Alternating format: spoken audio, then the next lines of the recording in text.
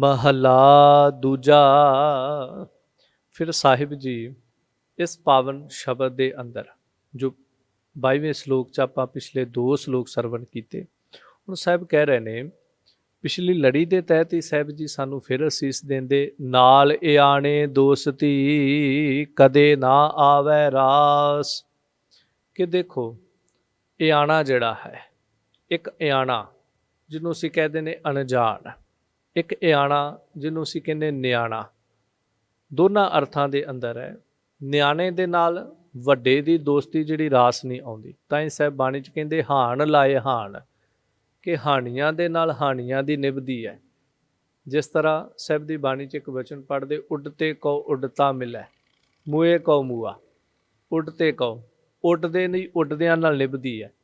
मरियां नूं मरे मिलदे ने, जीवतियां नूं जीवदे मिलदे ने। सो इस तरह एक ते उत्थे बाहरी अर्थ यही है, जिउंदियां नूं जिउंदे मिलदे ने, मरियां नूं मरे मिलदे ने।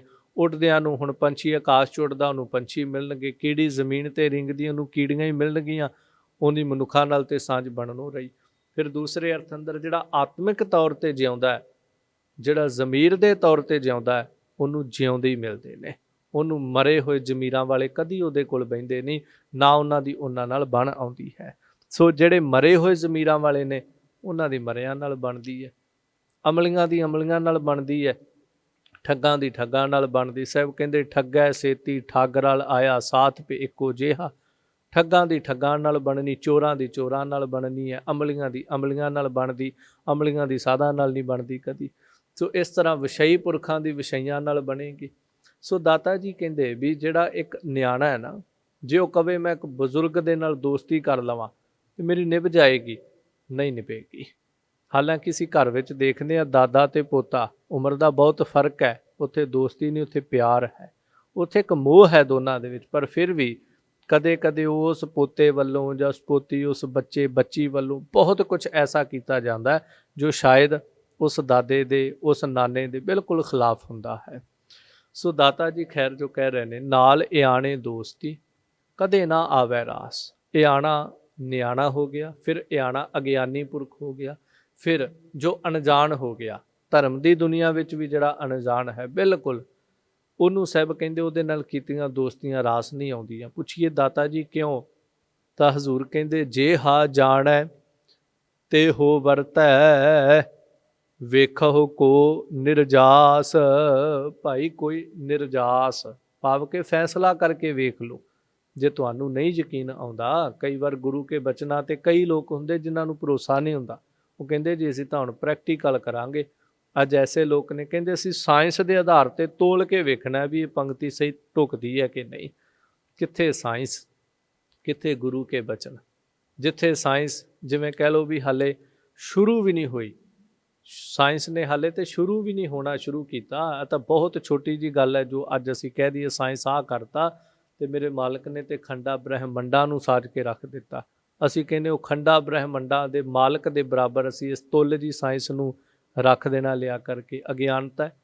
जिवें इंज ही कह लीए इस पंक्ति के आधार ते कहां 80 सालां दा बजुर्ग होवे ते उहदे सामणे 4-5 साल का नियाणा होवे, तुसीं उहदे नाल बराबरी करन तुर पाओ भी उहदा 80 सालां दा तजर्बा जिंदगी दा, जिवें इहदे कोल 80 सालां दी उहदी जिंदगी दी ताकत, संसार विच उहदे कीते हुए कौतक कीते हुए काम, एक पासे 4 कुछ दिनां दा नियाणा कवे मैं तेरी बराबरी करांगा। एक राजे महाराजे की बराबरी कह लो भी कल एक सिपाही करन तुर पवे।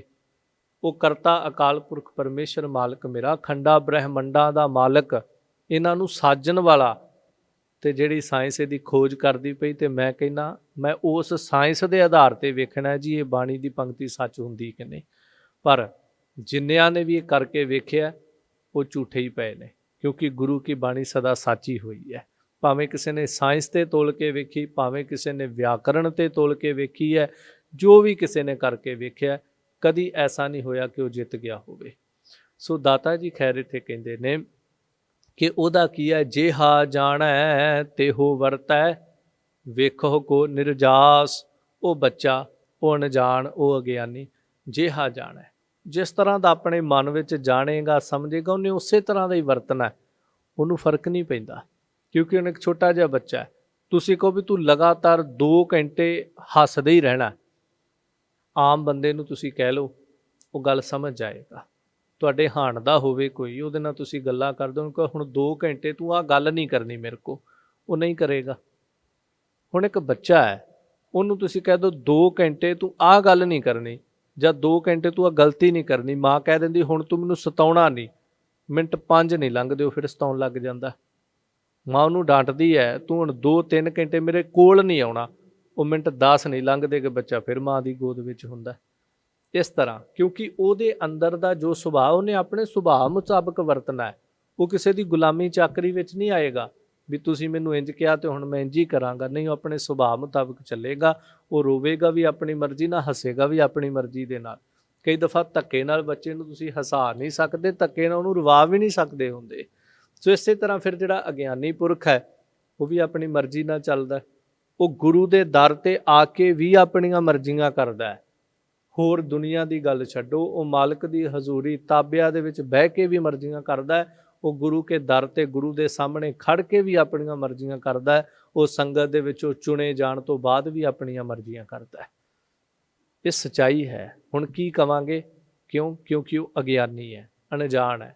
ਉਹਨਾਂ ਦੇ ਨਾਲ ਦੋਸਤੀਆਂ ਮਿੱਤਰਤਾ ਕਿੱਥੇ ਨਿਭ ਜਾਣਗੀਆਂ, ਸੰਗਤ ਦੀ ਵੀ ਕਿੱਥੇ ਨਿਭ ਜਾਏਗੀ। ਸੰਗਤ ਜਦੋਂ ਐਸੇ ਮਨੁੱਖ ਨੂੰ ਚੁਣ ਲੈਂਦੀ, ਜੇ ਪ੍ਰਬੰਧਕਾਂ ਦਾ ਮੁਖੀ ਥਾਪ ਦਿੱਤਾ, ਉਹ ਫਿਰ ਆਪਣੇ ਮਾਣਾਈਆਂ ਕਰਦਾ, ਜਿਸ ਤਰ੍ਹਾਂ ਉਹਨੂੰ ਲੱਗਦਾ ਜੀ ਬਸ ਜੋ ਮੈਂ ਕਹਿ ਦਿੱਤਾ ਇਹ ਭਲਾ, ਬਾਕੀ ਤੇ ਸਾਰੇ ਇਦਾਂ ਹੀ ਤੁਰੇ ਫਿਰਦੇ ਨੇ। ਹੁਣ ਉਹਦੇ ਨਾਲ ਕਿਉਂ ਨਹੀਂ ਨਿਭਦੀ ਪਈ? ਕਿਉਂਕਿ ਉਹ ਇੱਕ ਅਗਿਆਨੀ ਹੈ, ਇੱਕ ਅਣਜਾਣ ਹੈ। ਗੁਰੂ ਨਾਨਕ ਦੇ ਘਰ ਦੇ ਵਿੱਚ ਨਿਆਣੀ ਮੱਤ ਦਾ ਮਾਲਕ ਹੈ। ਦੁਨੀਆ 'ਚ ਭਾਵੇਂ ਉਹਦੇ ਕੇਸ ਜਿਹੜੇ ਨੇ ਉਹ ਚਿੱਟੇ ਹੋ ਗਏ ਹੋਣ, ਗੁਰੂ ਨਾਨਕ ਦੇ ਘਰੇ ਹਾਲੇ ਉਹ ਨਿਆਣੀ ਮੱਤ ਦਾ ਮਾਲਕ ਹੈ। ਤਾਂ ਦਾਤਾ ਜੀ ਕਹਿੰਦੇ ਫਿਰ ਜਿਸ ਤਰ੍ਹਾਂ ਦਾ ਉਹਦੇ ਜੀਅ 'ਚ ਆਉਂਦਾ ਹੈ ਉਸ ਤਰ੍ਹਾਂ ਦਾ ਵਰਤਦਾ ਸੰਸਾਰ ਦੇ ਨਾਲ। ਇਸ ਤਰ੍ਹਾਂ ਗੁਰੂ ਦੇ ਨਾਲ ਵੀ ਸਿੱਖ ਜਦੋਂ ਅਗਿਆਨੀ ਹੋ ਕਰਕੇ ਨਿਆਣੀ ਮੱਤ ਲੈ ਕਰਕੇ ਤੁਰਦਾ ਤਾਂ ਗੁਰੂ ਨਾਲ ਵੀ ਸਿੱਖ ਦੀਆਂ ਨਹੀਂ ਨਿਭਦੀਆਂ। ਸਾਹਿਬ ਕਹਿੰਦੇ ਭਾਵੇਂ ਕੋਈ ਇਹਨੂੰ ਪਰਖ ਕੇ ਫੈਸਲਾ ਕਰਕੇ ਵੇਖ ਲਓ। ਵਸਤੂ ਅੰਦਰ ਵਸਤ ਸਮਾਵੈ, ਦੂਜੀ ਹੋਵੈ ਪਾਸ।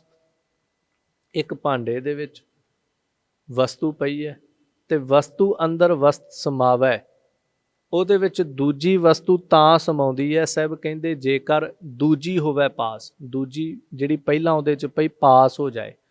ਪਾਸ ਹੁਣ ਕਈ ਕਹਿੰਦੇ ਗੁਰੂ ਗ੍ਰੰਥ ਸਾਹਿਬ 'ਚ ਅੰਗਰੇਜ਼ੀ ਹੈ, ਤੇ ਕੋਈ ਹਰਜ ਨਹੀਂ ਹੈ, ਕਿਉਂਕਿ ਇਹ ਭਾਸ਼ਾਵਾਂ ਅੱਜ ਦੀਆਂ ਨੇ। ਅੰਗਰੇਜ਼ੀ ਹੋ ਗਈ, ਜੋ ਵੀ ਹੈ, ਇਹ ਭਾਸ਼ਾਵਾਂ ਮਨੁੱਖ ਨੇ ਘੜੀਆਂ ਨੇ। ਅੰਗਰੇਜ਼ੀ ਵੀ ਤੇ ਬੰਦਾ ਹੀ ਹੈ, ਹਿੰਦੀ ਬੋਲਣ ਵਾਲਾ ਵੀ ਤੇ ਬੰਦਾ ਹੀ ਹੈ, ਅਰਬੀ ਬੋਲਣ ਵਾਲਾ ਵੀ ਤੇ ਬੰਦਾ ਹੀ ਹੈ, ਫਾਰਸੀ ਬੋਲਣ ਵਾਲਾ ਵੀ ਬੰਦਾ ਹੀ ਹੈ। ਸਿਰਫ ਇੱਕ ਜ਼ੁਬਾਨ ਹੈ, ਜ਼ੁਬਾਨ ਵੱਖ-ਵੱਖ ਚੀਜ਼ਾਂ ਬੋਲਦੀ ਪਈ। ਹਰ ਚੀਜ਼ ਦਾ ਨਾਂ ਆਪਾਂ ਪੰਜਾਬੀ 'ਚ ਵੱਖਰਾ ਰੱਖਤਾ, ਹਿੰਦੀ ਵਾਲੇ ਨੇ ਵੱਖਰਾ ਰੱਖਤਾ, ਅੰਗਰੇਜ਼ੀ ਵਾਲੇ ਨੇ ਵੱਖਰਾ ਰੱਖ ਦਿੱਤਾ।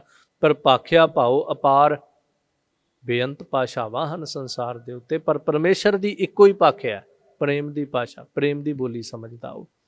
ਸੋ ਖੈਰ ਮੈਂ ਜ਼ਿਕਰ ਕਰਾਂ, ਦਾਤਾਰ ਪਾਤਸ਼ਾਹ ਜੀ, ਮੈਂ ਜ਼ਿਕਰ ਕਰ ਰਿਹਾ ਸੀ ਪਾਸ। ਪਾਸ ਦਾ ਅਰਥ ਵੀ ਹੁੰਦਾ ਪਾਸੇ ਕਰਨਾ। ਕਹਿੰਦੇ ਨਾ ਵੀ ਸਾਈਡ 'ਤੇ ਪਾਸ ਕਰ ਦਿਓ, ਆਹ ਚੀਜ਼ ਤੂੰ ਅੱਗੇ ਪਾਸ ਕਰ ਦੇ, ਮਤਲਬ ਇਹਨੂੰ ਅਗਾਂਹ ਕਰ ਦੇ, ਅਗਾਂਹ ਲਗਾ ਦੇ। ਇੱਥੇ ਵੀ ਸਾਹਿਬ ਕਹਿੰਦੇ ਦੂਜੀ ਹੋਵੇ ਪਾਸ। ਜੇ ਪਹਿਲੀ ਚੀਜ਼ ਉਹਦੇ 'ਚੋਂ ਨਿਕਲ ਜਾਵੇ ਤਾਂ ਦੂਜੀ ਪਏਗੀ। ਹੁਣ ਜਿਵੇਂ ਘੜੇ ਦੇ ਵਿੱਚ ਹਵਾ ਭਰੀ ਹੈ, ਜਦੋਂ ਤੁਸੀਂ ਘੜੇ 'ਚ ਪਾਣੀ ਭਰਨਾ ਸ਼ੁਰੂ ਕਰੋਗੇ, ਸੁਭਾਵਕ ਹੈ ਹਵਾ ਆਪਣੇ ਆਪ ਹੀ ਬਾਹਰ ਨਿਕਲ ਜਾਏਗੀ।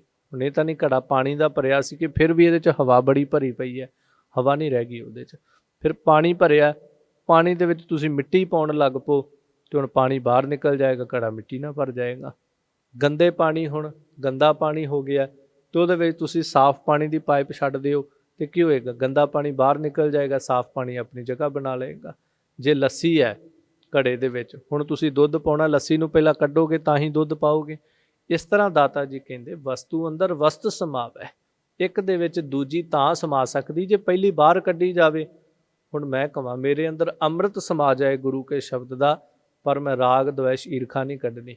ਮੇਰੇ ਅੰਦਰ ਨਾਮ ਸਮਾ ਜੇ, ਪਰ ਮੈਂ ਹਉਮੈ ਨੂੰ ਬਾਹਰ ਨਹੀਂ ਜਾਣ ਦੇਣਾ। ਅਤੇ ਸਾਹਿਬ ਬਾਣੀ ਅੰਦਰ ਵਚਨ ਕਹਿੰਦੇ ਹਉਮੈ ਨਾਵੈ ਨਾਲ ਵਿਰੋਧ ਹੈ, ਦੋਏ ਨਾ ਵਸੈ ਇਕ ਥਾਏ।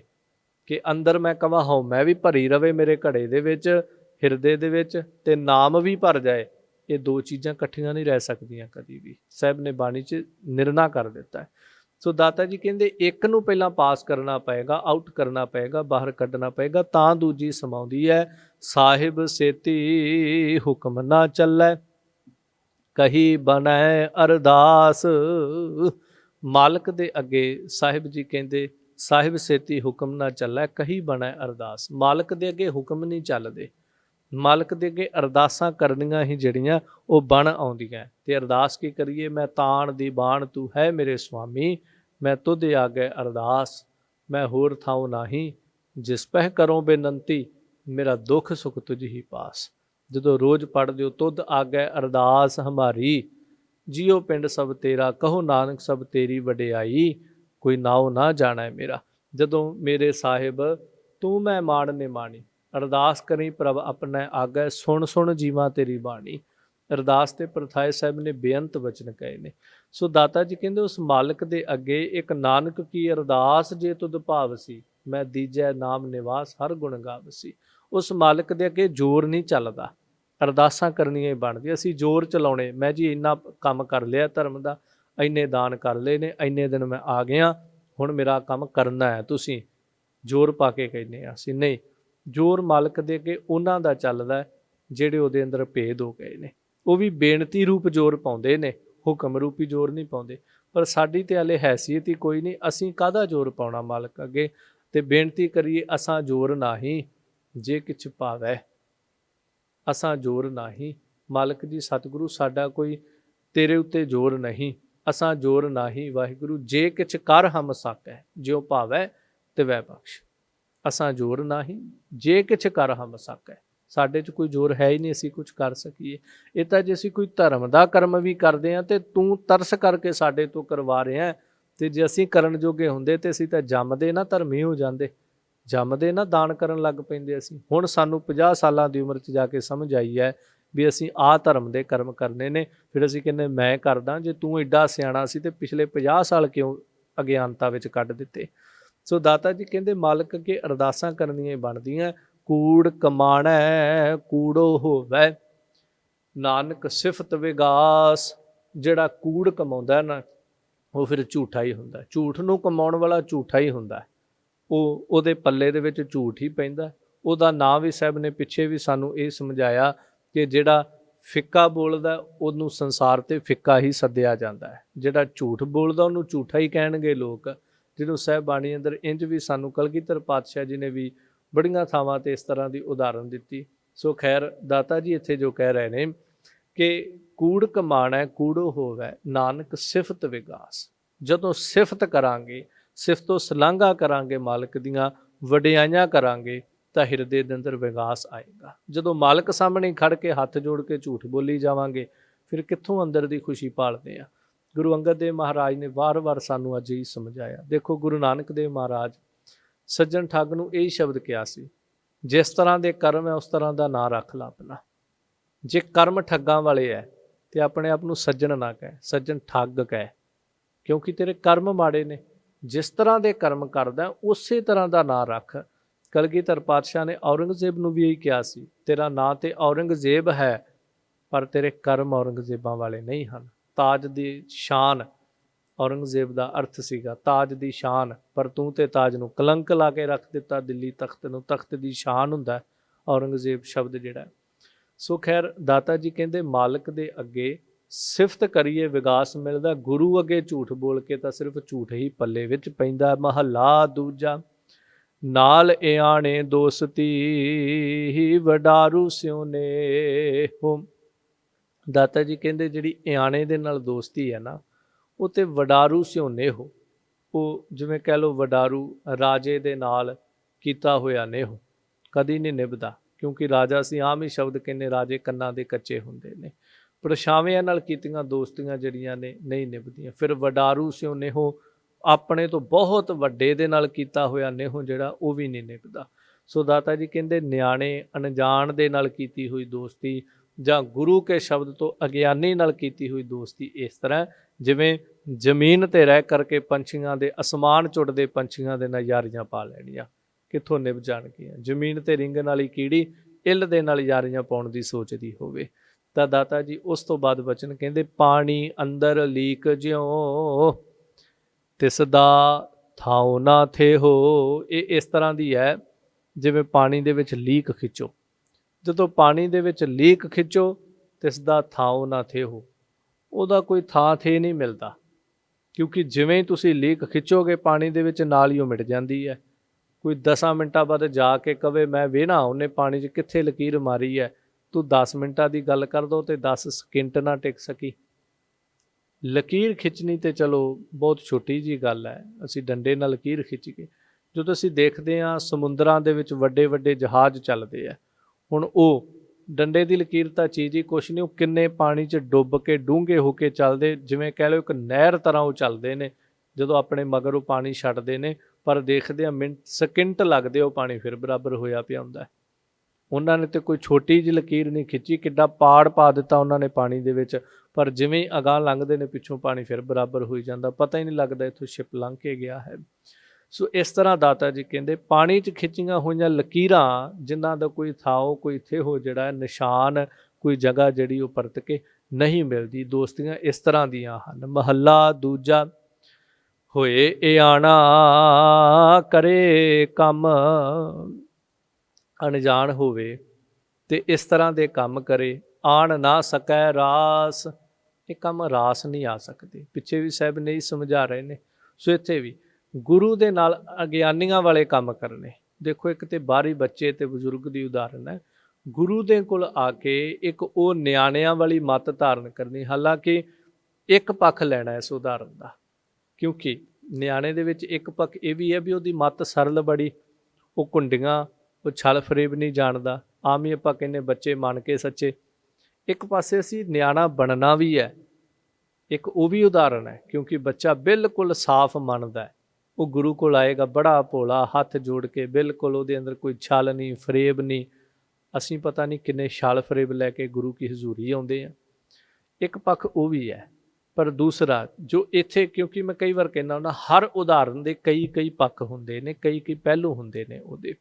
ਇੱਥੇ ਜੋ ਪੱਖ ਰੱਖਿਆ ਜਾ ਰਿਹਾ ਤਾਂ ਦਾਤਾ ਜੀ ਇੱਕ ਉਹਦੇ ਅਣਜਾਣ ਪੁਣੇ ਵਾਲਾ ਪੱਖ ਰੱਖਦੇ ਨੇ। ਹੋਏ ਇਆਣਾ ਕਰੇ ਕੰਮ, ਆਣ ਨਾ ਸਕੈ ਰਾਸ। ਹੁਣ ਜੇ ਕੋਈ ਸਿੱਖੀ ਦੇ ਵਿੱਚ ਨਿਆਣਿਆਂ ਵਾਲੇ ਕੰਮ ਕਰੇ, ਕਿੱਥੋਂ ਰਾਸ ਆ ਜਾਣਗੇ? ਸਿੱਖੀ ਦੇ ਵਿੱਚ ਤਾਂ ਸਿਆਣਿਆਂ ਦੀਆਂ ਬਾਤਾਂ ਨੇ, ਇੱਥੇ ਤੇ ਛੋਟੀਆਂ ਉਮਰਾਂ ਦੇ ਵਿੱਚ ਬਜ਼ੁਰਗਾਂ ਵਾਲੇ ਕਾਰਨਾਮੇ ਨੇ। ਇੱਥੇ ਤੇ ਸਾਹਿਬਜ਼ਾਦਿਆਂ ਦੀ ਉਮਰ ਦੇਖੋ ਤੇ ਫਿਰ ਉਹਨਾਂ ਦੀਆਂ ਖੇਡਾਂ ਦੇਖੋ, ਜਿੱਥੇ ਸਿਆਣੇ ਸਿਆਣੇ ਬਜ਼ੁਰਗ ਜਿਹੜੇ ਸੀ ਉਹ ਵੀ ਹਾਰ ਜਾਂਦੇ ਨੇ, ਉੱਥੇ ਜਾ ਕੇ ਉਹ ਖੇਡਾਂ ਖੇਡਦੇ ਪਏ ਨੇ। ਉਹਨਾਂ ਦੇ ਜਵਾਬ ਐਸੇ ਨੇ ਸੂਬਾ ਸਰਹੰਦ ਨੂੰ, ਜਿੱਥੇ ਵੱਡੇ ਵੱਡੇ ਵਜ਼ੀਰ ਜਿਹੜੇ ਨੇ ਮੂੰਹ ਚੁੰਗਲਾ ਪਾ ਲੈਂਦੇ ਵੀ ਕੈਸਾ ਜਵਾਬ ਦਿੱਤਾ ਇਹਨਾਂ ਨੇ, ਕੈਸੀ ਦਲੀਲ ਦਿੱਤੀ ਹੈ ਇਹਨਾਂ ਨੇ, ਕੈਸਾ ਤਰਕ ਦਿੱਤਾ ਇਹਨਾਂ ਨੇ ਗੱਲ ਦੇ ਉੱਤੇ। ਸੋ ਇਸ ਤਰ੍ਹਾਂ ਇੱਕ ਉਹ ਅਵਸਥਾ ਹੈ। ਪਰ ਸਿੱਖੀ ਦੇ ਵਿੱਚ ਇੱਕ ਸਾਰੀ ਉਮਰ ਨਿਆਣੇ ਹੀ ਬਣ ਕੇ ਤੁਰੇ ਫਿਰਨਾ, ਉਮਰ ਕੱਢ ਦੇਣੀ ਗੁਰੂ ਘਰ ਸੇਵਾ ਕਰਦਿਆਂ, ਉਮਰ ਕੱਢ ਦੇਣੀ ਬਾਣੀ ਪੜ੍ਹਦਿਆਂ, ਉਮਰ ਕੱਢ ਦੇਣੀ ਬਾਣੀ ਪੜ੍ਹਾਉਂਦਿਆਂ, ਕਥਾ ਕੀਰਤਨ ਕਰਦਿਆਂ, ਪਰ ਰਹਿਣਾ ਫਿਰ ਵੀ ਉਸ ਤਰ੍ਹਾਂ ਦੇ ਨਿਆਣੇ ਵੀ ਸਾਨੂੰ ਜੀ ਬਸ ਸਾਰੀ ਉਮਰ ਮਾफ़ ਕਰਿਓ, ਕੋਈ ਵੱਡਾ ਸ਼ਬਦ ਕਵਾਂ, ਸਾਰੀ ਉਮਰ ਅਕਲ ਹੀ ਨਾ ਆਈ। ਮੈਂ ਫਿਰ ਕਵਾਂ ਇੱਕ ਨਿਆਣਾ ਬਣਨਾ ਗੁਰੂ ਦੇ ਦਰ ਤੇ, ਉਹ ਭੋਲਾ ਨਿਆਣਾ ਹੈ, ਪਰ ਇੱਕ ਬਿਲਕੁਲ ਸਾਰੀ ਉਮਰ ਉਹ ਨਿਆਣੇ ਤਰ੍ਹਾਂ ਤੁਰੇ ਫਿਰਨਾ, ਬਸ ਜੀ ਲੋੜ ਹੀ ਕੁਛ ਨਹੀਂ ਆ, ਗਲਤੀਆਂ ਕਰੀ ਜਾਣੀਆਂ, ਸਿੱਖਣ ਦੀ ਕੋਸ਼ਿਸ਼ ਹੀ ਨਾ ਕਰਨੀ, ਸਮਝ ਦੀ ਕੋਸ਼ਿਸ਼ ਹੀ ਨਾ ਕਰਨੀ। ਨਹੀਂ, ਉਹ ਜਿਹੜਾ ਨਿਆਣਾਪਣ ਹੈ ਨਾ ਉਹ ਖਰਾਬ ਹੈ, ਉਹ ਗਲਤ ਹੈ, ਉਹ ਦੁਖਦਾਇਕ ਹੈ। ਸੋ ਸਾਹਿਬ ਜੀ ਕਹਿੰਦੇ ਨੇ ਇਸ ਤਰ੍ਹਾਂ ਰਾਸ ਨਹੀਂ ਆਏਗਾ। ਹਾਂ, ਜੇ ਇੱਕ ਅੱਧ ਚੰਗੀ ਕਰੇ ਦੂਜੀ ਭੀਵੇ ਰਾਸ, ਜੇ ਇੱਕ ਅੱਧੀ ਚੰਗੀ ਵੀ ਕਰ ਲੇ ਨਾ ਕਿਤੇ, ਹੁਣ ਨਿਆਣਾ ਵੀ ਤਾਂ ਦਿਨ 'ਚ ਕੋਈ ਨਾ ਕੋਈ ਗੱਲ ਕੰਮ ਸਹੀ ਕਰ ਹੀ ਦਿੰਦਾ, ਜੇ ਸਾਰਾ ਦਿਨ ਉਹ ਚੀਜ਼ਾਂ ਤੋੜਦਾ ਕਦੀ ਬਣਾ ਵੀ ਦਿੰਦਾ ਕਈ ਵਾਰ ਉਹ, ਪਰ ਜਦੋਂ ਇੱਕ ਅੱਧੀ ਕਿਤੇ ਚੰਗੀ ਕਰ ਲੇ ਨਾ, ਉਸ ਤੋਂ ਬਾਅਦ ਫਿਰ ਉਹ ਮਾੜੀ ਕਰ ਦਿੰਦਾ, ਮਾੜੀ ਕਰਕੇ ਉਹ ਪਹਿਲੀ ਤੇ ਵੀ ਮਿੱਟੀ ਪਾ ਕੇ ਰੱਖ ਦਿੰਦਾ। ਸਿਆਣਿਆਂ ਦੀ ਕਹਾਵਤ ਹੈ ਵੀ ਘਰ ਦੇ ਵਿੱਚ ਕੋਈ ਘੜੀ ਦੀਵਾਰ ਤੇ ਲੱਗੀ ਰੁਕੀ ਹੋਵੇ ਨਾ, ਮੰਨ ਲਓ ਕੋਈ 5 ਵਜੇ ਦੇ ਟਾਈਮ ਤੇ ਰੁਕ ਗਈ ਜਾਂ 4 ਵਜੇ ਦੇ ਟਾਈਮ ਤੇ ਰੁਕ ਗਈ, ਉਹ ਵੀ ਦਿਨ ਦੇ ਵਿੱਚ 2 ਵਾਰ ਸਹੀ ਟਾਈਮ ਦੱਸ ਦਿੰਦੀ ਹੈ। ਜੇ 4 ਵਜੇ ਤੇ ਖੜ ਗਈ ਹੈ ਨਾ, ਤੇ ਇੱਕ ਸਵੇਰੇ ਅੰਮ੍ਰਿਤ ਵੇਲੇ 4 ਵਜਣੇ ਨੇ, ਇੱਕ ਸ਼ਾਮੀ 4 ਵਜਣੇ ਨੇ, ਉਸ ਬੰਦ ਘੜੀ ਨੇ ਵੀ ਦਿਨ 'ਚ 2 ਵਾਰ ਸਹੀ ਸਮਾਂ ਜਿਹੜਾ ਉਹ ਦੱਸ ਹੀ ਦੇਣਾ ਹੁੰਦਾ ਹੈ, ਪਰ ਇੱਕ ਵਾਰ ਸਹੀ ਦੱਸ ਕੇ ਉਸ ਤੋਂ ਅਗਲੇ ਸਕਿੰਟ ਹੀ ਉਹ ਗਲਤ ਦੱਸਣ ਲੱਗ ਪੈਂਦੀ ਹੈ। ਫਿਰ ਇਸ ਤਰ੍ਹਾਂ ਦੀਆਂ ਦੋਸਤੀਆਂ ਨਿਆਣਿਆਂ ਦੀਆਂ ਹੁੰਦੀਆਂ ਨੇ, ਜਿਨ੍ਹਾਂ ਨੂੰ ਸਾਹਿਬ ਕਹਿੰਦੇ ਨੇ ਕਿ ਜੇ ਇੱਕ ਅੱਧ ਚੰਗੀ ਕਰੇ। ਕਈ ਵਾਰ ਨਾ ਸਮਝ ਵੀ, ਜਿਵੇਂ ਆਪਾਂ ਕਹਿੰਦੇ ਨੇ ਵੀ ਸਾਰੇ ਦਿਨ ਦੇ ਵਿੱਚ ਇੱਕ ਅੱਧੀ ਗੱਲ ਤੇ ਬੰਦੇ ਦੀ ਸਹੀ ਹੋ ਹੀ ਜਾਂਦੀ ਹੈ, ਤੇ ਹੁੰਦੀ ਹੈ, ਇਹਦੇ 'ਚ ਕੋਈ ਸ਼ੱਕ ਨਹੀਂ ਹੈ, ਕਿਉਂਕਿ ਸੁਭਾਵਿਕ ਹੈ, ਮਨੁੱਖ ਦੀ ਜ਼ੁਬਾਨ ਇਸ ਤਰ੍ਹਾਂ ਦੀ ਹੈ। ਪਰ ਇੱਕ ਦਿਨ ਇਹ ਕਹਾਣੀ ਪੜ੍ਹ ਰਿਹਾ ਸੀ, ਕਹਿੰਦੇ ਇੱਕ ਇੰਸਪੈਕਟਰ ਸੀ, ਉਹ ਸਕੂਲਾਂ ਦੇ ਵਿੱਚ ਚੈਕਿੰਗ ਵਾਸਤੇ ਜਾਂਦਾ ਸੀ, ਤੇ ਹੈ ਉਹ ਥੋੜ੍ਹਾ ਜਿਹਾ ਖਰਾਬ ਦਿਮਾਗ ਦਾ ਹੀ ਸੀਗਾ। ਉਹਦੇ ਚਰਚੇ ਸੀ ਵੀ ਇਹਦਾ ਪਤਾ ਨਹੀਂ ਹੁੰਦਾ ਇਹਨੇ ਸਵਾਲ ਕਿਸ ਤਰ੍ਹਾਂ ਦਾ ਕਰ ਦੇਣਾ ਹੁੰਦਾ, ਵੀ ਇਹਦੇ ਸਵਾਲ ਦਾ ਕੋਈ ਸਿਰਾ ਨਹੀਂ ਹੁੰਦਾ, ਕੋਈ ਉਹਦਾ ਆਦ ਕੋਈ ਅੰਤ ਨਹੀਂ ਲੱਭਦਾ ਹੁੰਦਾ। ਇੱਕ ਸਕੂਲ ਦੇ ਵਿੱਚ ਗਿਆ, ਬੱਚਿਆਂ ਨੂੰ ਕਹਿੰਦਾ ਮੈਂ ਤੁਹਾਨੂੰ ਸਵਾਲ ਕਰਨਾ ਹੈ। ਉਹ ਕਹਿੰਦੇ ਜੀ ਕਰੋ। ਕਹਿੰਦਾ ਇੱਕ ਜਹਾਜ਼ 400 ਮੀਲ ਪ੍ਰਤੀ ਘੰਟਾ ਦੀ ਰਫ਼ਤਾਰ ਨਾਲ ਚੱਲਦਾ, ਦਿੱਲੀੋਂ ਉੱਡਿਆ, ਬੰਬੇ ਉਹਨੇ ਜਾਣਾ, ਤੇ ਦੱਸੋ ਮੇਰੀ ਉਮਰ ਕਿੰਨੀ ਹੈ। ਹੁਣ ਸਵਾਲ ਸਾਰੇ ਹੈਰਾਨ ਹੋ ਗਏ ਵੀ ਇਹ ਕੀ ਗੱਲ ਬਣੀ ਕਿ ਜਹਾਜ਼ 400 ਕਿਲੋਮੀਟਰ ਪ੍ਰਤੀ ਘੰਟੇ ਨਾਲ ਚੱਲਦਾ, ਦਿੱਲੀੋਂ ਬੰਬੇ ਜਾਣਾ, ਤੇ ਮੇਰੀ ਉਮਰ ਦੱਸੋ ਕਿੰਨੀ ਹੈ। ਇੱਕ ਬੱਚਾ ਉੱਠਿਆ, ਕਹਿੰਦਾ ਜੀ ਮੈਂ ਦੱਸਦਾ, ਤੁਹਾਡੀ ਉਮਰ 44 ਸਾਲ ਹੈ। ਉਹ ਬੜਾ ਹੈਰਾਨ ਹੋਇਆ, ਕਹਿੰਦਾ ਵਾਕਈ ਮੇਰੀ ਉਮਰ 44 ਸਾਲ ਹੈ, ਪਰ ਤੂੰ ਕਿਵੇਂ ਦੱਸ ਦਿੱਤਾ। ਗੱਲ ਕਰਦੇ ਆ ਵੀ ਇੱਕ ਦੀ ਗੱਲ ਤਾਂ ਨਿਆਣਾ ਵੀ ਸਹੀ ਕਰ ਜਾਂਦਾ। ਉਹਨੂੰ ਜਦੋਂ ਪੁੱਛਿਆ ਵੀ ਤੂੰ ਕਿਵੇਂ ਦੱਸਤਾ ਮੇਰੀ ਉਮਰ 44 ਸਾਲ ਹੈ, ਉਹ ਕਹਿੰਦਾ ਜੀ ਮੇਰਾ ਭਰਾ 22 ਸਾਲਾਂ ਦਾ ਹੈ, ਉਹ ਅੱਧਾ ਪਾਗਲ ਹੈ, ਤੁਸੀਂ ਪੂਰੇ ਪਾਗਲ ਹੋ, ਇਸ ਕਰਕੇ ਤੁਹਾਡੀ ਉਮਰ 44 ਸਾਲ ਹੋਏਗੀ। ਉਹ ਵੀ ਤੁਹਾਡੇ ਵਰਗੀਆਂ ਪਾਗਲਾਂ ਵਾਲੀਆਂ ਗੱਲਾਂ ਕਰਦਾ, ਉਹ ਅੱਧਾ ਪਾਗਲ ਹੈ, ਉਹਦੀ ਉਮਰ 22 ਸਾਲ ਹੈ, ਤੁਸੀਂ ਬਿਲਕੁਲ ਹੀ ਪਾਗਲਾਂ ਵਾਲੀ ਗੱਲ ਕਰਤੀ, ਤੁਹਾਡੀ ਉਮਰ 44 ਸਾਲ। ਮੈਂ ਹਿਸਾਬ ਲਾ ਲਿਆ, ਹੁਣ ਉਹਦਾ ਅੰਦਾਜ਼ਾ ਸਹੀ ਨਿਕਲ ਆਇਆ। ਸੋ ਇਸ ਤਰ੍ਹਾਂ ਇੱਕ ਅੱਧੀ ਚੰਗੀ ਗੱਲ ਤੇ ਹਰ ਕੋਈ, ਜਿਵੇਂ ਅਸੀਂ ਕਹਿ ਦਈਏ ਕਈ ਵਾਰ ਤੁੱਕਾ ਲਾਉਂਦਾ, ਉਹ ਤੀਰ ਬਣ ਕੇ ਨਿਸ਼ਾਨੇ ਤੇ ਵੱਜ ਜਾਂਦਾ।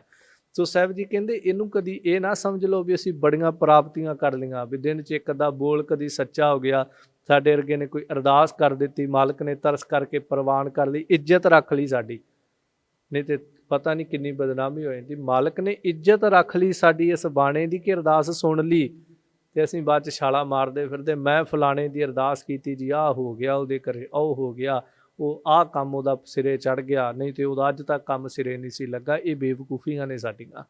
ਸੋ ਦਾਤਾ ਜੀ ਕਹਿੰਦੇ ਇਸ ਤਰ੍ਹਾਂ ਦਾ ਨਿਆਣਾਪਣ ਜਿਹੜਾ ਉਹ ਮਾਲਕ ਦੇ ਦਰ ਤੇ ਨਹੀਂ ਨਿਭਦਾ ਹੁੰਦਾ। ਪੌੜੀ ਅੰਦਰ ਧੰਨ ਗੁਰੂ ਨਾਨਕ ਦੇਵ ਮਹਾਰਾਜ ਆਸੀਸ ਦਿੰਦੇ, ਚਾਕਰ ਲੱਗੈ ਚਾਕਰੀ, ਜੇ ਚੱਲੈ ਖਸਮੈ ਭਾਏ। ਚਾਕਰ ਜਿਹੜਾ ਉਹ ਮਾਲਕ ਦੀ ਚਾਕਰੀ 'ਚ ਲੱਗ ਜਾਏ, ਫਿਰ ਕੀ ਕਰੇ, ਜੇ ਚੱਲੈ ਖਸਮੈ ਭਾਏ, ਜੇ ਖਸਮ ਦੇ ਭਾਏ ਉਹਦੇ ਭੈ ਦੇ ਵਿੱਚ ਚੱਲੇ, ਉਹਦੇ ਭਾਣੇ ਦੇ ਵਿੱਚ ਚੱਲੇ, ਉਹਦੇ ਹੁਕਮ ਦੇ ਮੁਤਾਬਕ ਚੱਲੇ। ਜਿਸ ਤਰ੍ਹਾਂ ਭਾਈ ਲਹਿਣਾ ਜੀ ਦਾ ਜ਼ਿਕਰ ਮੈਂ ਪਿੱਛੇ ਵੀ ਕੀਤਾ ਸੀ ਕਿ ਕਦੀ ਕੰਧ ਬਣਾਉਣ ਦੀ ਗੱਲ ਹੈ, ਕਦੀ ਕੱਪੜੇ ਧੋਣ ਦੀ ਗੱਲ ਹੈ, ਕਦੀ ਇਹ ਵੇਖਣ ਦੀ ਗੱਲ ਹੈ ਕਿ ਰਾਤ ਕਿੰਨੀ ਬਾਕੀ, ਕਦੀ ਮਰੀ ਚੂਹੀ ਬਾਹਰ ਸੁੱਟਣ ਦੀ ਗੱਲ ਹੈ, ਕਦੀ ਕਿੱਕਰ ਨੂੰ ਹਿਲਾ ਕੇ ਮਠਿਆਈਆਂ ਝਾੜਨ ਦੀ ਗੱਲ ਹੈ। ਬਸ ਚਾਕਰ ਜਿਹੜਾ ਉਹ ਚਾਕਰੀ 'ਚ ਲੱਗਾ ਹੈ, ਤੇ ਕੀ ਕਰਦਾ, ਜੇ ਚੱਲੈ ਖਸਮੈ ਪਾਏ, ਮਾਲਕ ਦੇ ਹੁਕਮ ਵਿੱਚ ਜੇ ਚੱਲੇ। ਫਿਰ ਦੂਜਾ ਅਰਥ ਹੈ ਜੇ ਚੱਲੈ ਖਸਮੈ ਪਾਏ, ਜੇ ਚੱਲੈ ਮਾਲਕ ਦੇ ਹੁਕਮ ਮੁਤਾਬਕ ਚੱਲੇ ਤਾਂ ਖਸਮੈ ਪਾਏ, ਖਸਮ ਨੂੰ ਮਾਲਕ ਨੂੰ ਭਾ ਜਾਂਦਾ, ਮਾਲਕ ਦੇ ਦਰ ਤੇ ਪ੍ਰਵਾਨ ਹੋ ਜਾਂਦਾ ਹੈ। ਹੋਰ ਮਤ ਤੇ ਸੁਨੋ ਅਗਲੀ, ਉਹ ਵਜਹੋਂ ਭੇ ਦੂਣਾ ਖਾਏ। ਫਿਰ ਮਾਲਕ ਉਹਦੇ ਤੇ ਤਰਸ ਕਰਦਾ ਹੈ, ਜਦੋਂ ਪ੍ਰਵਾਨ ਹੋ ਜਾਂਦਾ ਉਹ ਵਜਹੋਂ ਭੇ ਦੂਣਾ ਖਾਏ, ਉਹ ਪਹਿਲਾਂ ਨਾਲੋਂ ਵੀ ਵੱਧ ਵਡਿਆਈਆਂ ਪ੍ਰਾਪਤ ਕਰ ਲੈਂਦਾ। ਅਸੀਂ ਤੇ ਛੋਟੀ ਜਿਹੀ ਵਡਿਆਈ ਲੈ ਕੇ ਕੋਸ਼ਿਸ਼ਾਂ ਕਰਦੇ ਨਾ, ਸਿਰਫ ਜੀ ਬਸ ਮੈਂ ਪਹਿਲਾਂ ਜ਼ਿਕਰ ਕੀਤਾ ਮੈਨੂੰ ਸਰੋਪਾ ਮਿਲ ਜੇ ਇੱਕ, ਪਰ ਪਤਾ ਨਹੀਂ ਮਾਲਕ ਕਿੱਡੀਆਂ ਕੋ ਵੱਡੀਆਂ ਬਖਸ਼ਿਸ਼ਾਂ ਲਈ ਬੈਠਾ। ਜਿਸ ਤਰ੍ਹਾਂ ਭਾਈ ਗੋਪਾਲਾ ਜੀ ਗੁਰੂ ਹਰਗੋਬਿੰਦ ਮਹਾਰਾਜ ਨੂੰ ਜਪਜੀ ਸਾਹਿਬ ਦਾ ਪਾਠ ਸਰਵਣ ਕਰਵਾ ਰਹੇ ਨੇ, ਗੁਰੂ ਹਰਗੋਬਿੰਦ ਮਹਾਰਾਜ ਤੇ ਸਿੰਘਾਸਣ ਤੋਂ ਉੱਠਦੇ ਪਏ ਨੇ ਕਿ ਇਹਨੇ ਸੰਪੂਰਨਤਾ ਕਰਨੀ ਤੇ ਅਸੀਂ ਗੁਰਤਾ ਗੱਦੀ ਇਹਨੂੰ ਬਖਸ਼ਣੀ। ਤੇ ਉਹ ਮੇਰੇ ਵਰਗਾ ਗੁਰੂ ਕਾ ਸਿੱਖ ਜਿਹੜਾ ਸੀ, ਹਾਲਾਂਕਿ ਮੇਰੀ ਚਲੋ ਅਵਸਥਾ ਨਹੀਂ ਹੈ, ਪਰ ਖਿਆਲਕ ਤੌਰ ਤੇ ਗੱਲ ਕਰਦੇ ਹਾਂ ਕਿ ਉਹ ਕਹਿੰਦਾ ਪਿਆ ਸਤਿਗੁਰਾਂ ਕੋਲ ਘੋੜੇ ਆਏ ਨੇ ਬੜੇ ਵਧੀਆ, ਜੇ ਸਤਿਗੁਰੂ ਕਿਤੇ ਖੁਸ਼ ਹੋ ਕੇ ਘੋੜਾ ਦੇ ਦੇਣ ਤੇ ਬੱਲੇ ਬੱਲੇ ਹੋ ਜਾਏਗੀ। ਹੁਣ ਗੁਰੂ ਗੁਰਤਾ ਗੱਦੀ ਦੇਣ ਨੂੰ ਫਿਰਦਾ ਤੇ ਉਹਦੀ ਨਿਗਾਹ ਘੋੜੇ ਤੇ ਖੜੀ ਹੋਈ ਹੈ। ਸੋ ਇਸ ਤਰ੍ਹਾਂ ਕਈ ਦਫਾ ਆਪਾਂ ਵੀ ਜ਼ਿੰਦਗੀ 'ਚ ਛੋਟੀਆਂ ਛੋਟੀਆਂ ਮੰਗਾਂ ਲੈ ਕੇ ਬੈਠੇ ਹਾਂ, ਪਰ ਸਾਹਿਬ ਕਹਿੰਦੇ ਦਾਤਾ ਜੋ ਟੁੱਟ ਪਵੇ ਉਹ ਵਜੋਂ ਪੇ ਦੂਣਾ ਖਾਏ। ਉਹ ਚਾਕਰ ਆਪਣੀ ਸਮਝ, ਆਪਣੀ ਸੋਝੀ ਤੋਂ, ਆਪਣੀ ਮੰਗ ਤੋਂ ਵੀ ਦੁੱਗਣਾ ਮਾਲਕ ਤੋਂ ਲੈ ਕਰਕੇ ਖਾਂਦਾ, ਪ੍ਰਾਪਤ ਕਰਦਾ। ਪਰ ਜੇ ਕੋਈ ਹੁਣ ਮੂਰਖ ਇਹ ਕਰੇ ਖਸਮੈ ਕਰੇ ਬਰਾਬਰੀ, ਫਿਰ ਗੈਰਤ ਅੰਦਰ ਪਾਏ। ਜੇ ਕੋਈ ਮਾਲਕ ਦੀ ਬਰਾਬਰੀ ਕਰਨੀ ਤੁਰ ਪਏ, ਹੁਣ ਵਜ਼ੀਰ ਰਾਜਾ ਬਣਨ ਵਾਸਤੇ ਤੁਰ ਪਏ, ਤੇ ਫਿਰ ਤੇ ਬੇਵਕੂਫੀ ਹੈ। ਤਾਂ ਦਾਤਾ ਜੀ ਕਹਿੰਦੇ ਫਿਰ ਗੈਰਤ ਅੰਦਰ ਪਾਏ। ਉਹ ਸੰਸਾਰ ਦੇ ਅੰਦਰ ਇੱਕ ਗੈਰਤ ਆਪਾਂ ਕਹਿੰਦੇ ਮਰੀ ਹੋਈ ਅਣਖ, ਉਹਨੂੰ ਵੀ ਬੇਗੈਰਤ ਵੀ ਆਪਾਂ ਜਿਵੇਂ ਸ਼ਬਦ ਕਹਿ ਦਿੰਦੇ ਹਾਂ, ਇਸ ਤਰ੍ਹਾਂ ਉਹ ਸੰਸਾਰ ਦੇ ਵਿੱਚ ਵੀ ਲਾਹਣਤਾ ਪਾਉਂਦਾ, ਬੇਇੱਜ਼ਤ ਹੁੰਦਾ, ਮਾਲਕ ਦੀ ਨਿਗਾਹ ਦੇ ਵਿੱਚ ਵੀ ਉਹ ਡਿੱਗ ਪੈਂਦਾ ਹੈ। ਅਕਾਲ ਪੁਰਖ ਦੀ ਦਰਗਾਹੇ ਵੀ ਸਾਹਿਬ ਕਹਿੰਦੇ ਉਹ ਡਿੱਗ ਪੈਂਦਾ ਹੈ। ਹਾਂ, ਇੱਕ ਜ਼ਿਕਰ ਕੀਤਾ, ਵਜਹੋਂ ਗਵਾਏ ਅਗਲਾ, ਮੋਹੇ ਮੋਹੇ ਪਾਣਾ ਖਾਏ। ਜਿਹੜਾ ਇਸ ਤਰ੍ਹਾਂ ਆਪਣਾ ਵਜਹੋਂ ਗਵਾਏ ਅਗਲਾ, ਭਾਵ ਆਪਣਾ ਵਜੂਦ ਗਵਾ ਦਵੇ ਜਾਂ ਮਾਲਕ ਦੇ ਦਰ ਦੇ ਉੱਤੇ ਰਹਿ ਕਰਕੇ ਬੇਈਮਾਨੀਆਂ ਕਰੇ, ਫਿਰ ਉਹ ਮੋਹੇ ਮੋਹੇ ਪਾਣਾ ਖਾਏ। ਪਾਣਾ ਪਿੱਛੇ ਵੀ ਜ਼ਿਕਰ ਆਇਆ ਸੀ, ਭਾਵ ਕਿ ਉਹ ਆਪਣੇ ਮੂੰਹ ਦੇ ਉੱਤੇ ਮਾਰ ਖਾਂਦਾ, ਜੁੱਤੀਆਂ ਖਾਂਦਾ। ਇੱਥੇ ਵੀ ਸੰਸਾਰ ਤੋਂ ਉਹ ਲਾਹਣਤਾ ਰੂਪ ਵੀ ਮਾਰ ਖਾਂਦਾ, ਪ੍ਰਤੱਖ ਵੀ ਫਿਰ ਕਈ ਦਫਾ ਉਹਨਾਂ ਦੇ ਮਾਰਾਂ ਪੈਂਦੀਆਂ ਵੇਖੀਆਂ ਆਪਾਂ ਦੁਨੀਆ ਤੇ ਦਰਗਾਹ ਦੇ ਵਿੱਚ ਵੀ। ਦਾਤਾ ਜੀ ਕਹਿੰਦੇ ਕਰ ਕੀ, ਜਿਸ ਦਾ ਦਿੱਤਾ ਖਾਵਣਾ ਤਿਸ ਕਹੀਐ ਸਾਬਾਸ। ਜਿਸ ਮਾਲਕ ਦਾ ਦਿੱਤਾ ਖਾਣਾ ਹੈ ਨਾ, ਰੋਜ਼ ਉਹਨੂੰ ਸ਼ਾਬਾਸ਼ ਕਿਹਾ ਕਰ, ਭਾਵ ਉਹਦੀ ਵਡਿਆਈ ਕਰਿਆ ਕਰ। ਕਿਉਂਕਿ ਸ਼ਾਬਾਸ਼, ਛੋਟਾ ਵੱਡੇ ਨੂੰ ਸ਼ਾਬਾਸ਼ ਨਹੀਂ ਦੇ ਸਕਦਾ ਹੁੰਦਾ। ਇੱਥੇ ਉਹ ਸ਼ਾਬਾਸ਼ ਨਹੀਂ ਜਿਹੜੀ ਆਪਾਂ ਥਾਪੀ ਦਿੰਦੇ ਹਾਂ ਕਿਸੇ ਨੂੰ, ਇੱਥੇ ਵਡਿਆਈ ਹੈ, ਸਤਿਕਾਰ ਕਰਿਆ ਕਰ, ਧੰਨਵਾਦ ਕਿਹਾ ਕਰ। ਜਿਸ ਦਾ ਦੀਆ ਪਹਿਰੈ ਖਾਏ, ਜਿਸ ਦਾ ਦਿੱਤਾ ਦਿਨ ਰਾਤ ਪੈਣ ਦਾ ਤੇ ਖਾਨਾ ਹੈ, ਉਹਦੀ ਸਿਫਤੋ ਸਲਾਂਘਾ ਕਰ। ਨਾਨਕ ਹੁਕਮ ਨਾ ਚੱਲਈ, ਨਾਲ ਖਸਮ ਚੱਲੈ ਅਰਦਾਸ। ਸੰਪੂਰਨਤਾ ਕਰਦਿਆਂ ਸਾਹਿਬ ਕਹਿੰਦੇ ਮਾਲਕ ਦੇ ਅੱਗੇ ਹੁਕਮ ਨਹੀਂ ਚੱਲਦੇ ਹੁੰਦੇ, ਉਹਦੇ ਅੱਗੇ ਤਾਂ ਸਿਰਫ ਸਾਹਿਬ ਸੇਤੀ ਹੁਕਮ ਨਾ ਚੱਲੈ, ਕਹੀ ਬਣੈ ਅਰਦਾਸ। ਇੱਥੇ ਵੀ ਦਾਤਾ ਜੀ ਕਹਿੰਦੇ ਗੁਰੂ ਨਾਨਕ ਪਾਤਸ਼ਾਹ, ਨਾਨਕ ਹੁਕਮ ਨਾ ਚੱਲਈ, ਨਾਲ ਖਸਮ ਚੱਲੈ ਅਰਦਾਸ। ਉਸ ਖਸਮ ਦੇ ਨਾਲ, ਉਸ ਮਾਲਕ ਦੇ ਨਾਲ, ਉਸ ਪਰਮੇਸ਼ਰ ਦੇ ਨਾਲ ਸਿਰਫ ਕੀਤੀਆਂ ਹੋਈਆਂ ਅਰਦਾਸਾਂ ਜਿਹੜੀਆਂ ਨੇ ਉਹੀ ਚੱਲਦੀਆਂ। ਅਰਦਾਸ ਕਰੋ, ਜੋਦਨੀਆਂ ਕਰੋ, ਬੇਨਤੀਆਂ ਕਰੋ, ਇੱਕ ਅੰਦਰਲੇ ਭਾਵ ਚੋਂ। ਇਹ ਵੀ ਨਹੀਂ ਕਿ ਅਰਦਾਸਾਂ ਹੀ ਕਰਮਕਾਂਡ ਬਣ ਜਾਏ ਜੀ, ਮੈਂ ਇੰਨੇ ਸਾਲ ਅਰਦਾਸਾਂ ਕੀਤੀਆਂ ਨੇ, ਅਰਦਾਸ ਕਰਮਕਾਂਡ ਨਾ ਬਣੇ। ਕਿਉਂਕਿ ਲੰਮੇ ਸਾਲਾਂ ਤੱਕ ਕੀਤੀਆਂ ਹੋ ਸਕਦਾ ਕਰਮਕਾਂਡ, ਦਿਲੋਂ ਕੀਤੀ ਤਾਂ ਉਹਨੇ ਪਹਿਲੇ ਦਿਨ ਹੀ ਸੁਣ ਲੈਣੀ ਸੀ। ਜਦੋਂ ਹਾਥੀ ਨੂੰ ਤੇਂਦੂਏ ਨੇ ਫੜਿਆ, ਉਹਨੇ ਪਹਿਲੇ ਦਿਨ ਕੀਤੀ ਤੇ ਦਿਲੋਂ ਕੀਤੀ, ਉਸੇ ਵੇਲੇ ਹੀ ਛਡਾਤਾ। ਸਾਡੀ ਉਮਰ ਲੰਘ ਜਾਂਦੀ ਹੈ। ਸੋ ਇਸ ਤਰ੍ਹਾਂ ਗੁਰੂ ਨਾਨਕ ਪਾਤਸ਼ਾਹ ਜੀ ਕਹਿੰਦੇ ਉਹਦੇ ਅੱਗੇ ਨਿਮਰਤਾ, ਹਲੀਮੀ ਦੇ ਨਾਲ ਆਪਾਂ ਤਿਆਗ ਕੇ ਕੀਤੀਆਂ ਹੋਈਆਂ ਅਰਦਾਸਾਂ ਦੇ ਨਾਲ ਉਹਦੇ ਨਾਲ ਬਣ ਆਉਂਦੀ ਹੈ। ਸੋ ਇੱਥੇ ਗੁਰੂ ਤਰਸ ਦੇ ਸਦਕਾ 22 ਸ਼ਲੋਕ ਸੰਪੂਰਨ ਹੋਏ ਨੇ। ਹੋਈਆਂ ਬੇਅੰਤ ਭੁੱਲਾਂ ਦੀ ਖਿਮਾ ਦਾਤਾਰ ਪਾਤਸ਼ਾਹ ਜੀ ਸਮੱਤ ਦੀ ਦਾਤ ਬਖਸ਼, ਨਿਵਾਜਣਾ ਕਰਨ। ਜਿਸ ਦਾ ਦਿੱਤਾ ਖਾਵਣਾ ਤਿਸ ਕਹੀਐ ਸਾਬਾਸ। ਨਾਨਕ ਹੁਕਮ ਨਾ ਚੱਲਈ, ਨਾਲ ਖਸਮ ਚੱਲੈ ਅਰਦਾਸ।